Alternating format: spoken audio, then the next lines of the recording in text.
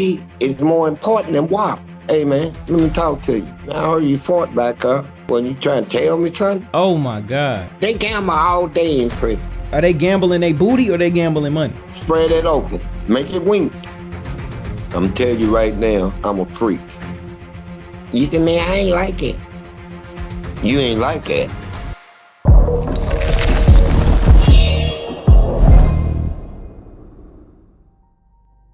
That's recording. All right, let's get it. You ready? Yeah, I'm ready, man. Let's do it. I got a question, though, first of all. Yep. Your name is Jay. Jay. Yep. All right. In this prison, booty was more important than food. Booty. Having some booty was more important than drinking water. I like booty. Man, I'm Fleece Johnson, a.k.a. Booty Warrior. I went to prison with 10 years and ended up doing 40. From 1970, well, my was 73 to 2015. I got into the frame of mind, I ain't never getting out. So I'm fine with that. Fleece Johnson was young when he told us he liked booty. See how old he is now? He liked booty so much, he had to start giving up booty. I went to prison as a child. You know, I growed up in prison at a time when I ain't even had a woman, ain't never kissed a woman. But now I got to do 40 years in penitentiary and raise up. I ain't kissed a woman till I got out of prison. Oh my God. When I see one and it looks good to me, then I go see him, I say, you somewhere. I say, I'm telling you what, I like you, I want you. And we can do it the easy way or the hard way. Some of the choice is yours, right? And it was always yes. I was 14 in jail, turned 15, and I hit penitentiary, I turned 16. I couldn't even read or write. I taught myself how to read and write in prison. And at the time, Eddyville was considered the worstest prison in America when I went in there. They had so many murders and killings, and it was bizarre in there.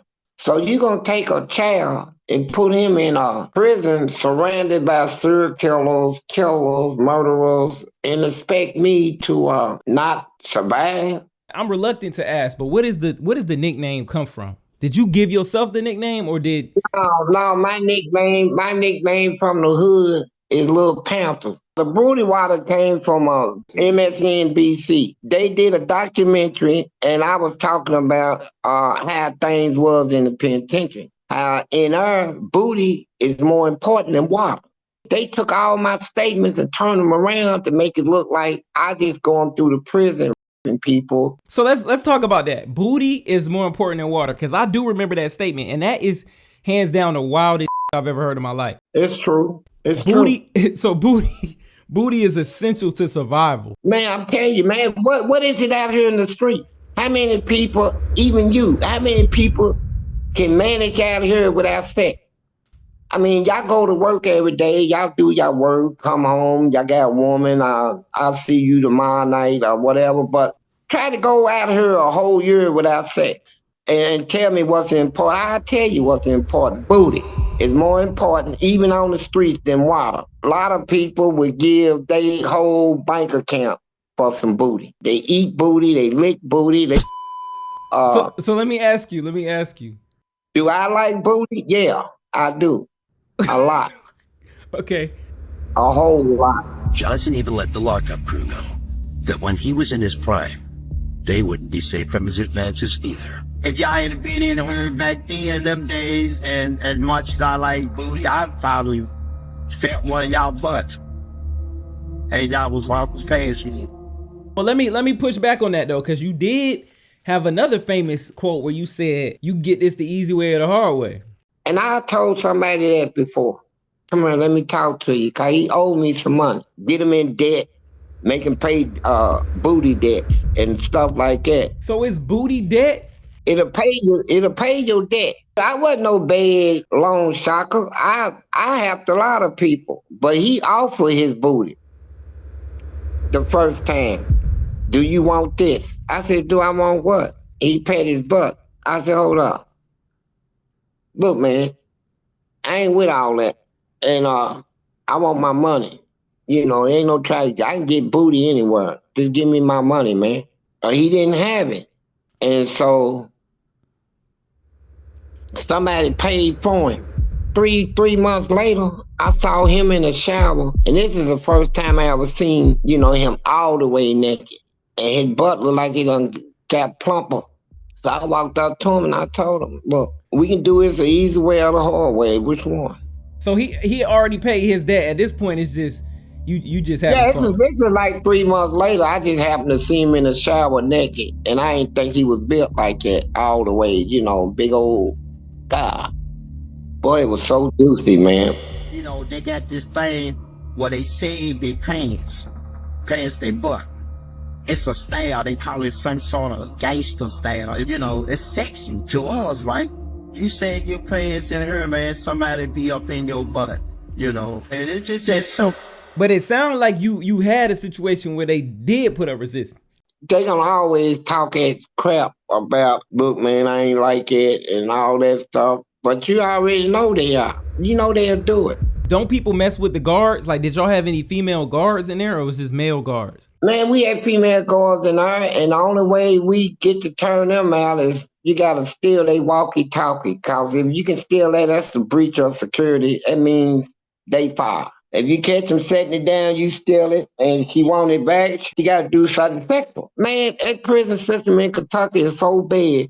They took all the freak books out of prison. Said we can't even have pictures of ladies in panties coming through the mail. So what do you think a man gonna do in our? You got all these men. Now you can't even see a picture of a woman naked. You search the TV hoping you can see somebody show a little glimpse or something. But as the years go by, your sex drive that you had on the street, you still got in prison. That don't go away. You get horny, and you'll masturbate. Then you got these little crazy girls to write you and talk all that sex stuff and keep you heated. And then next thing you know, you go in the shower and see somebody with a big butt, and you be like, damn, I know I'm tripping.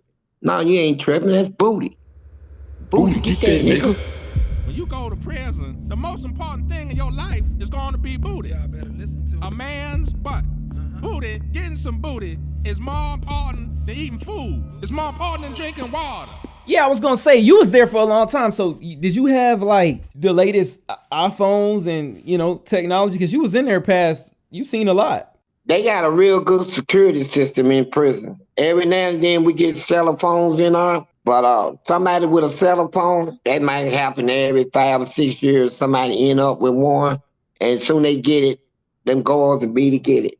We had PlayStations, and we had a recycling plant in prison where they recycle CDs and stuff. And I had contact with somebody back there. He got a lot of sex DVDs. So I told him to put it in a garbage bag, put it in a slot barrel, put a rock in it. I take a stick with a little hook on it and reach down in that barrel and pull it up. And when I went in my cell, it was 25 sex triple X rated CDs. Now people that got PlayStation, I let them look at it. Don't you know, it was $150 a night to even use one of them. Oh my God. And don't you know, they was coming to me the next day crying. These inmates was crying. Hey man, sell it to me, man. I'm in love with Lucy. I said, who the is Lucy? Oh, the girl on the... I said, damn, you done gave her a name? No, I ain't gonna sell it, man. Just, if you want to see Lucy again, give me another 150. You know what I'm saying? Prison is a freak house, and it's like a sane asylum. Wow, pretty zesty conversation. We'll be right back. What if I told you this could be you in a few months if you just locked in? Over just a couple of years, I've collaborated with some of the biggest brands in the world, flying across country, working with some of the top talent in all industries. First reel I ever posted went for 1 million and consistently getting hundreds of thousands of views across all social platforms. And I did it all by myself. And you can do it too. A membership equipped with all tutorials about how to grow an audience, how to get clients, and how to make viral content. So let's stop procrastinating and let's get to it. I done seen so much stuff, you know what I mean?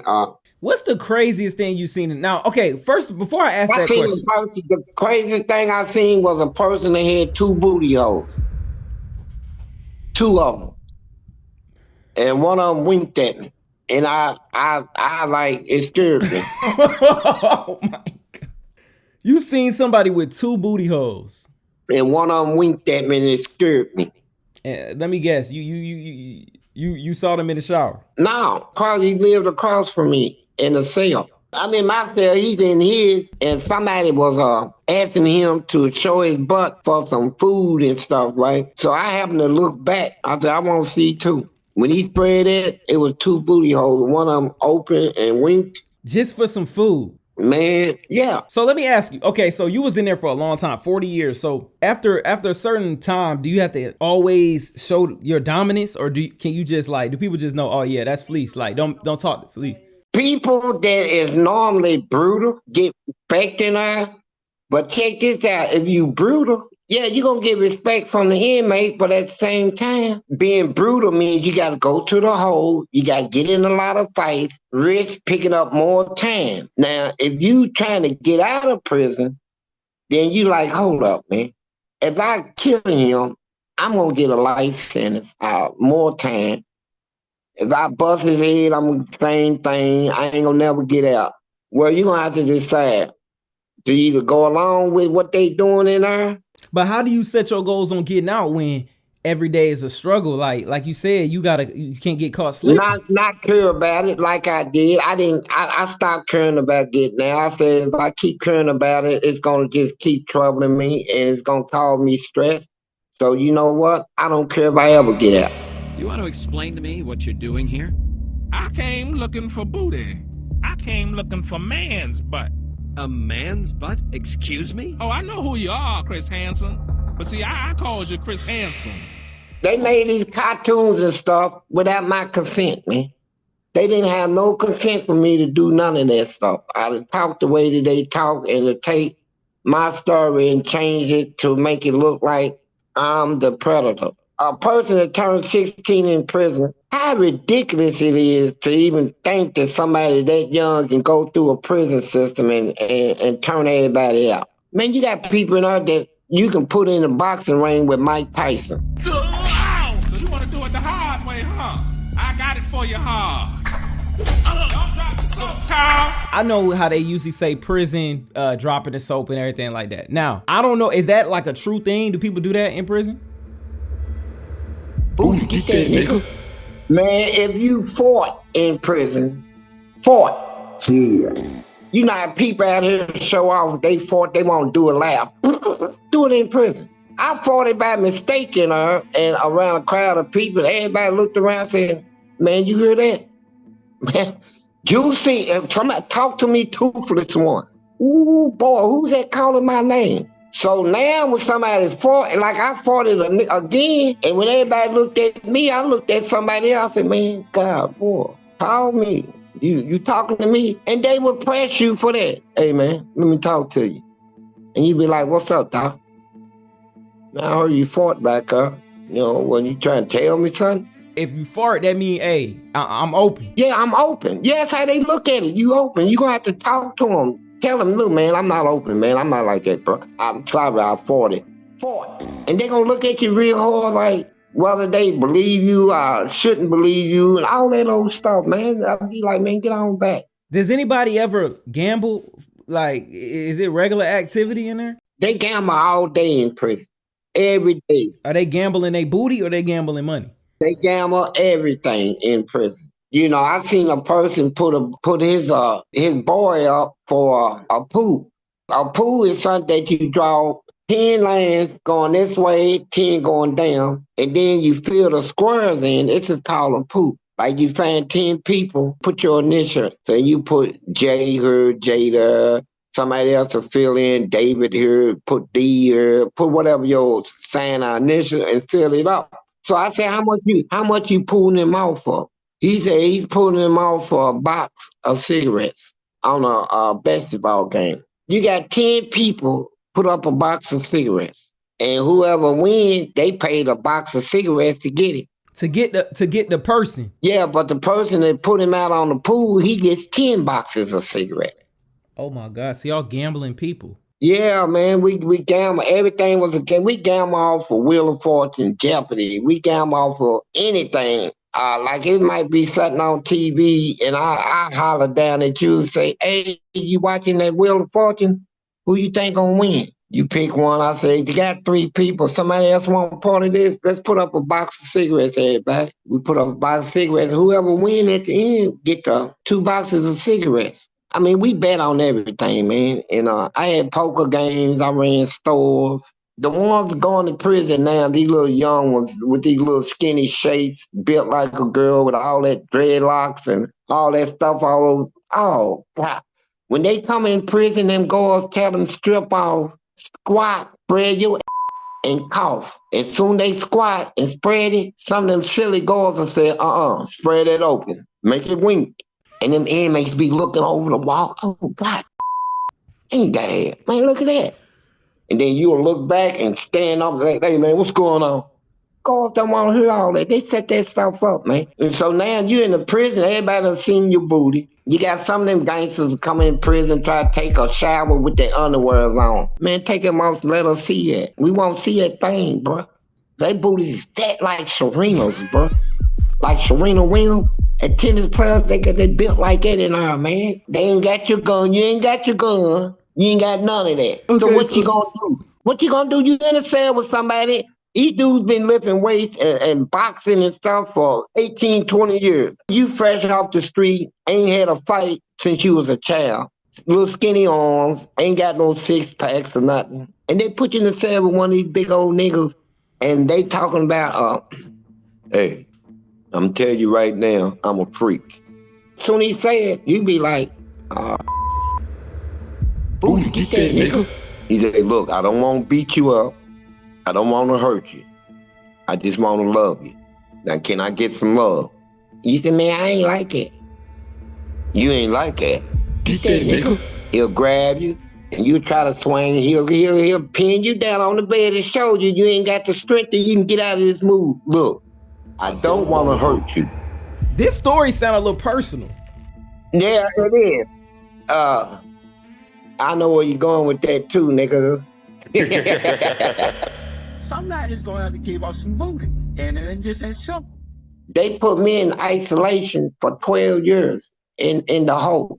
Nobody ever spent 12 years in the hole. I broke that record. They put me in the dungeon for 2 weeks. Ain't nobody ever lived past 3 days in that, because it ain't got a bed or nothing. It just got mud in a lot of mud, about 8 feet of mud. Real slimy like quicksand. Let me tell you how nasty I was one time. They sent me to Easton. I've been hearing about Easton, say it's a bad prison, bad like Eddyville. So when I get down there, I say I ain't gonna I'm going back to Eddyville where I got my own single cell. I ain't gonna be double celling with no mother.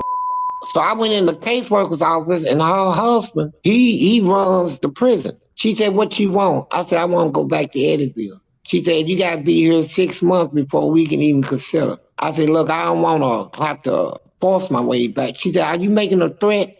I said, "Look, man, can you just send me back?" She said, "No." I jumped up on her desk, pulled my pants down, and shit right there on her desk. Reached down, grabbed some paper, wiped my butt, and threw it, and it stuck on her shirt. Make it wink and say, "Call somebody." They took me back to Eddyville, butt naked, with chains all around my body. Set me on the door, on the step of Eddyville, got in their van, and took off. And the lady in the guard tower called the warden. He came over. He had them locked up. He had them guards locked up. They can't do that. Oh my God. So you just a nasty A man. nasty black motherfucker.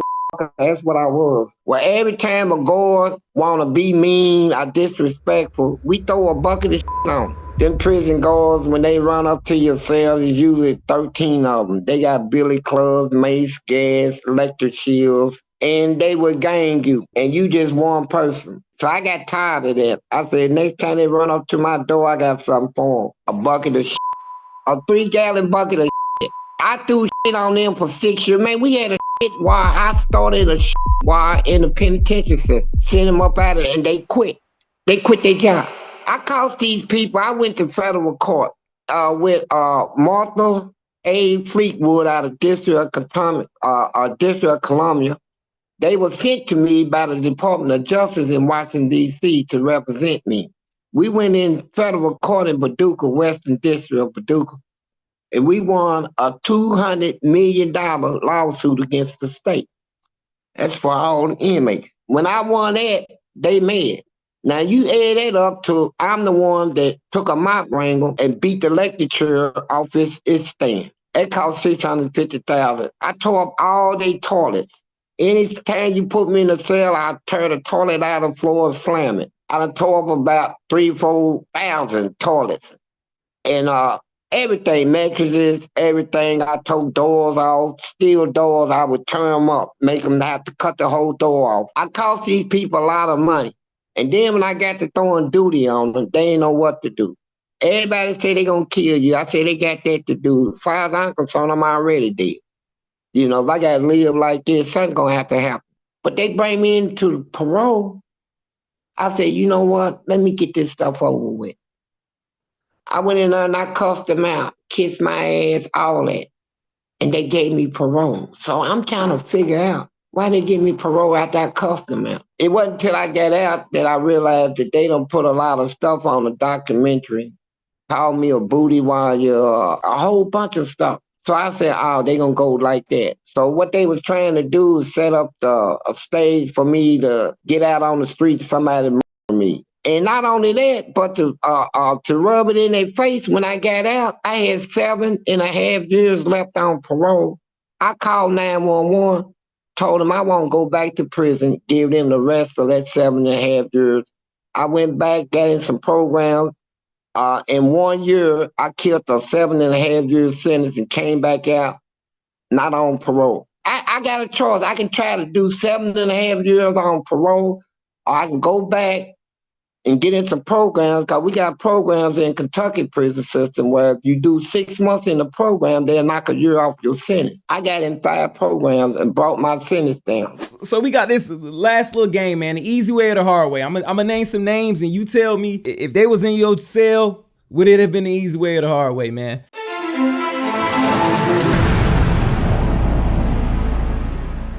Let's go Shannon Sharp. Yeah, Shannon Sharp. I the one to do Club Shay. Yep. I already know that nigga with them big old hips and shit. I already know he don't ever.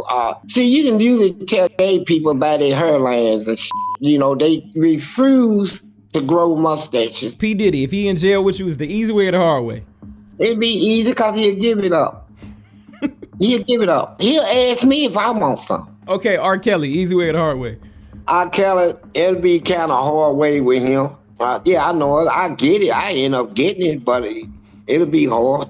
And the last one, what about T.D. Jakes? But I don't swallow. That's what he said one time. That big fat mouth. They had one in prison like him. They called him Reverend Goodhead.